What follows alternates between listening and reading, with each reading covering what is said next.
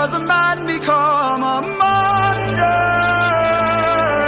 when... Oh, chilling. Spare yourself the view. How could I hurt you?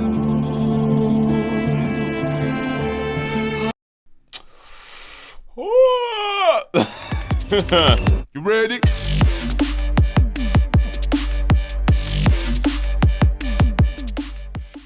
Hello everyone, welcome back to the channel, and welcome back if you just watched part 1 of this series I'm doing on Epic the Musical.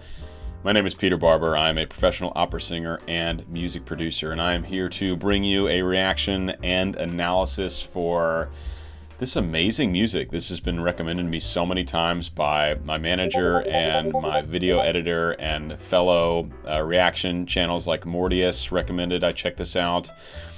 And part 1 was amazing. Storytelling, Gigi's animation was super cool, the vocals, the production, the arrangement, the instrumentation, all of which I talk about here. This is a reaction and analysis for real. So we're going to get into the nitty-gritty, and I guarantee if you stick around to the end, you'll learn a lot about this music, and you'll hear things you've never heard before, and you'll gain appreciation for it. So that's the whole goal. Guys, if I do enhance your listening experience, your Epic the Musical experience, consider joining my Patreon for as little as $1 a month, $1 a month, and higher if you want more benefits and such. But that really keeps the lights on here. It's the best way to support me. Otherwise, like, subscribe, comment, hit the bell. Just a man, Epic the Musical. Let's do it.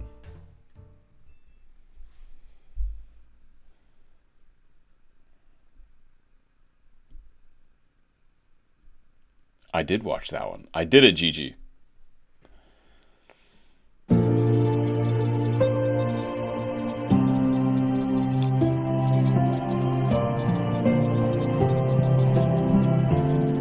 I look into your eyes. So if you guys watched my first video, you'll know I talked about how when there's an infant around, when there's innocence around in a musical theater or opera or a movie film score, harps, chimes, soft plucked instruments are usually ways to evoke that in the atmosphere of the soundscape. And this is great. So he's sitting there, he's holding the boy that he's supposed to kill on the orders of Zeus, I believe. And we have this, very baby-like lullaby vibe music. Say that 5 times fast. And it just perfectly captures the mood. There's nice strings as well. Light orchestra. And the falsetto singing. I look into your eyes. Right? We didn't get any of that in the whole part 1 until the baby came into the picture, and then the falsetto also entered the chat. I look into your eyes, and I think back to the son of mine. You're as old as he was when I left for war. Will these This is beautiful. I am just loving the instrumentation and the percussive feel of these plucked instruments, and how they're soft and representative of this sweet moment we're having here, but also driving. Like, it's really moving the story forward, but in a very sweet way. Very cool and just gorgeous. Just like really beautiful, light singing, but he's also getting up into that upper belt range, which I talked about in the first video as well, where that vocal fold efficiency is getting stronger. The voice would be much louder if you were hearing it in person without amplification or without a studio editing or whatever. Let me talk a little bit about that, actually. I think back to the son of mine. You're as old as he was. So all the way up to G and that nice chest voice connection on an E vowel. And Jorge does have a little bit of that grit in his sound, right? It's not a totally pure sound. There's a little bit of grit and turbulence in the voice when he gets way up into that upper chest range. When I left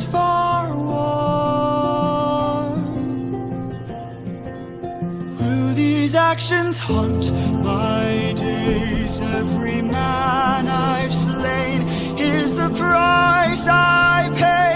Endless pain. Close your eyes and spare yourself the view. How could I hurt you?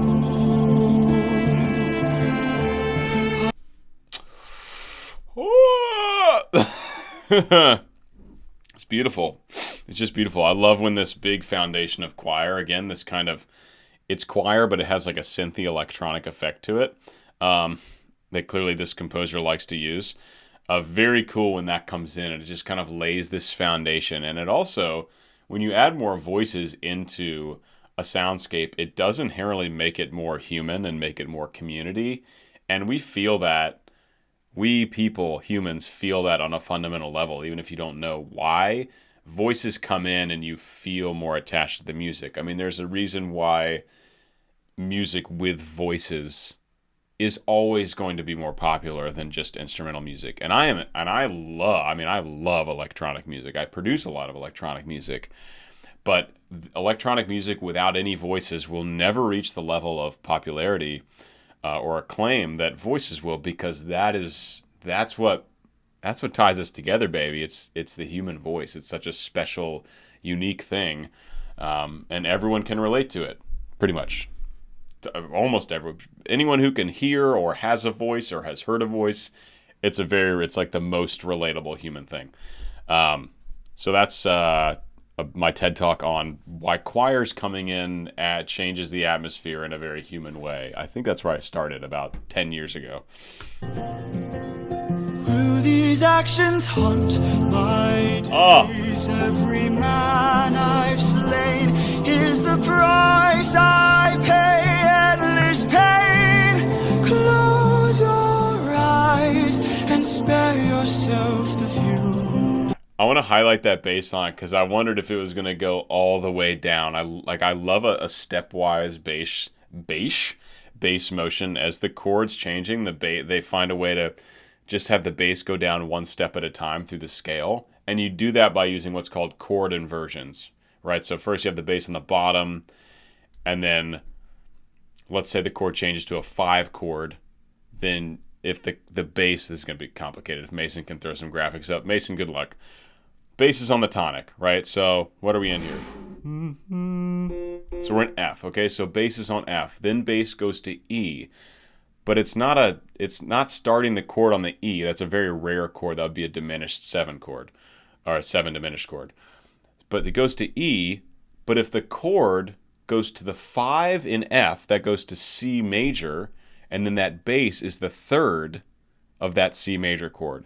So what you would call that is, because it's an E in the bass and a C major chord, C, E, G, that is a first inversion. So you have the bass going from the 1, then the 7 in first inversion, then it can go to the 6 and be on the bottom, then it can go to the 5 on the bottom and the 4 on the bottom. Usually there are a few chords in there where you've got to invert it. Anyway, I was wondering if this bass line would do that, and we're going to see how far it goes. Close your eyes and spare yourself the view. How could I hurt you? I'm just a man who's trying. Oh, I totally didn't do what I was going to say I was going to do. Okay, here we go. My days, every man. These actions haunt my days. Every man I've slain is the price I pay. Endless pain. Close your eyes and spare yourself the view. Back to the 5. How could I hurt you? 6. I'm just a man. Back to the who's 4. trying. Okay, cool. So it goes 1, 7, 6, 5, 4, 5, 6, I think is the pattern of the bass line. Gorgeous. Beautiful. I'm just a man who's trying to go home, even after all the years away from what I've known. I'm just a man who's fighting for his life. Deep down I would trade the world to see my son and wife. I'm just a man. He's belting up to tenor high A, maintaining that beautiful chest connection. And yeah, this is nice. I like we get a nice long section here, staying kind of in the same atmosphere where it's sweet singing, but he's carrying the belt up. We get the plucked instruments in the background. We get the steady strings in the background. It's cool. This song has so much percussion without any drums, right? It's all these plucked instruments. My son and wife, I'm just a man. These sweeping violins. But when does a comet become a meteor? When does a candle become a blaze? When does a man become a monster? I love right at the start of, and we just heard it again there, right at the start of this new section, there's this big, what's called an impact in film scoring or audio production, where you get like, it's like a kick drum, but with a bunch of atmosphere around it. So it's like a,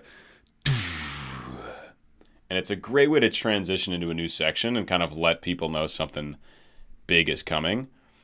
And it happens here as we get into this more kind of questioning reality, questioning who I am section. And then it ends with him, you know, when does a man become a monster? Which is, what a question, right? But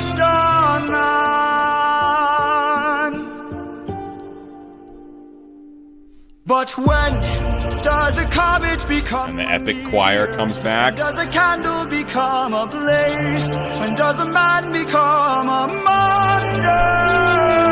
Monster.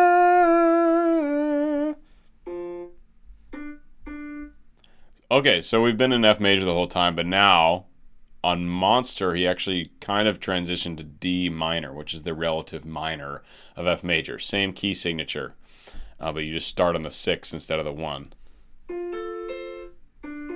If you guys can hear that. Monster. D minor. Very nice. When does a man become a monster? When does a ripple become a tidal wave? When does the reason become the blame? When does a man become a monster? So we asked, when does a man become a monster, twice, but he changed the text for the other bits of that motif, of that phrase. Interesting. Become a tidal wave. When does the reason become the blame? When does a man become a monster?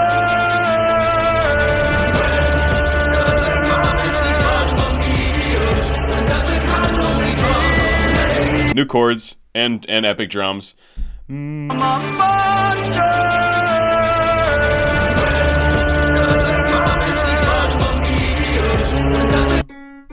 Whoa, whoa, whoa, whoa, whoa. That is a very interesting... What chord is that? I'm not even sure. The meat is on the C sharp.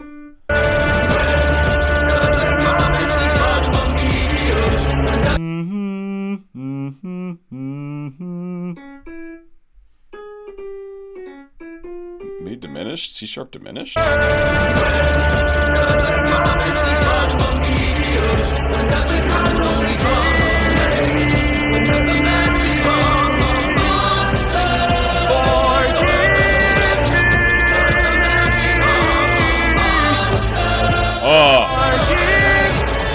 So you see me geeking out. The bass line, I think, just did a full chromatic progression down. All the way D, all the way down to A. Totally chromatic. I love it when a bass line does that too. I love when a bass line does stepwise, because if a bass line goes just by the chords of a song, usually, you know, 1 4 1 5 1 6 1 5, whatever. It's rare the bass does a stepwise motion like lead melodies often do. So it's really cool for me as a bass person to hear when the bass does a chromatic movement or even just a stepwise pattern down in the scale. I want to flag that though. Hold on.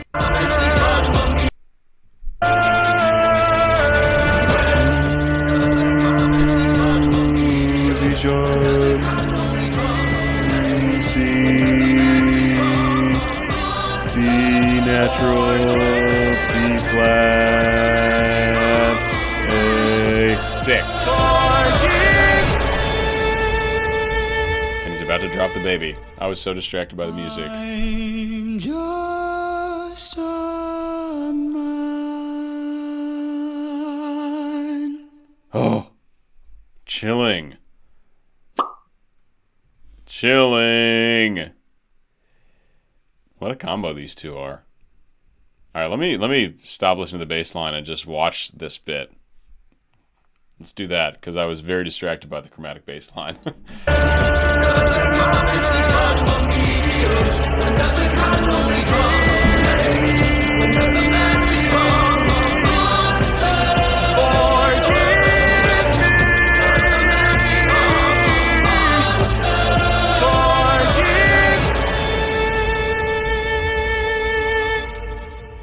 I'm just a man.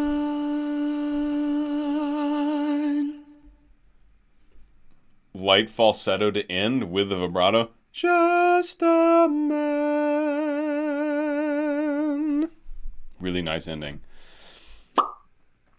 And it sounds very defeated, right? He's like, all right, gotta kill a kid. Boop.